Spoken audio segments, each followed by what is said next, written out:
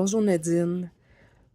Pour répondre à la première question, je m'identifie à une culture qui, selon mes origines, sont un mix entre une culture acadienne et québécoise, catholique et francophone.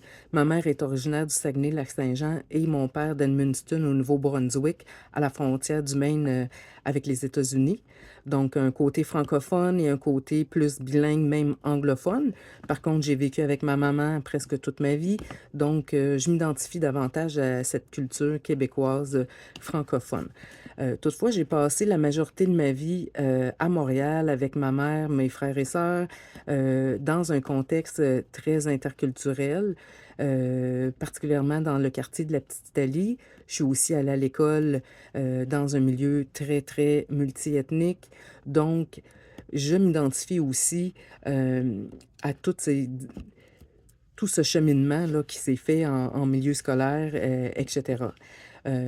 Aussi, les circonstances de la vie m'ont amené à être éduquée par certains bouts de mon enfance avec des mamans qui étaient d'origine haïtienne et italienne, qui nous avaient pris en charge.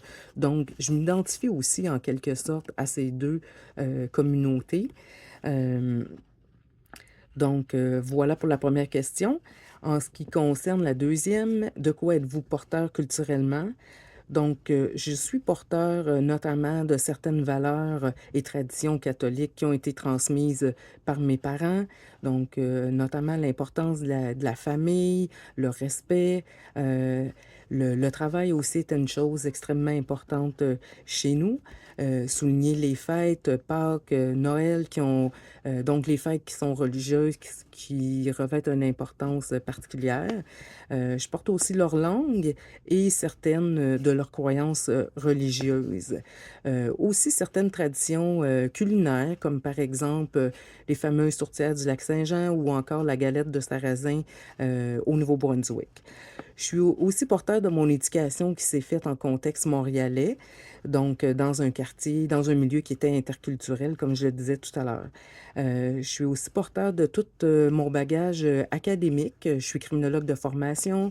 J'ai travaillé pendant longtemps dans un quartier multiculturel en intervention, donc Côte-des-Neiges NDG. Ce sont tous des expériences qui m'amènent à apporter quelque chose au niveau culturel et aussi mon travail au SPVM qui est teinté aussi au niveau de ce que je suis porteur.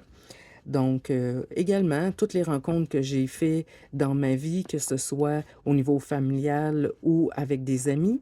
J'ai une belle-sœur qui est d'origine polonaise, j'ai une belle-sœur qui est d'origine camerounaise. Donc, je considère que je suis porteur de ça parce que la famille, nous, on est très proches, on se rencontre fréquemment. Donc, on fête aussi d'autres fêtes qui sont pas nécessairement celles traditionnelles, si je peux dire, québécoises. Je me sens aussi porteur de ça. Tous ces apprentissages-là viennent teinter aussi mon travail dans un milieu policier à forte, je dirais, culture policière, mais moi, du côté plus d'amener aussi l'importance d'intégrer les gens, etc. Finalement, la troisième question qui concerne la mise en situation. Moi, par rapport à ça, d'emblée, si j'ai le temps de le faire, je demanderai à mon prédécesseur ce qu'il essaie de me dire exactement, car c'est important pour moi de cerner rapidement s'il s'agit de préjugés, de stéréotypes, puis qu'est-ce qui risque d'être véhiculé là, dans le nouveau environnement duquel je travaillerai. Ça va m'aider vraiment d'emblée à comprendre là, comment un peu la pensée se fait et surtout, est-ce que je devrais travailler avec ma nouvelle équipe pour m'assurer d'une collaboration, de l'intégration de chaque membre de l'équipe. Mais ça se peut que ça soit uniquement un préjugé ou une perception du prédécesseur, mais j'aimerais ça le savoir. En ce qui concerne ma rencontre individuelle avec la personne dite d'une autre culture, les informations ne viendraient pas teinter ma rencontre avec elle. Je ferais comme je serais avec quelqu'un d'autre, me présenter, expliquer mon background, mon CV, mes attentes et aussi voir, ouvrir la discussion avec la personne, avec l'employé pour comprendre en quoi ça consiste ses tâches, son travail, s'il y a des enjeux particuliers, dans son travail, des attentes face à moi, à emprise, c'est-à-dire. En fait, je vais avoir le même genre de discours avec chacun des employés que je vais rencontrer. Donc, alors voilà pour mes 3 questions. Merci beaucoup. Bonne fin de journée.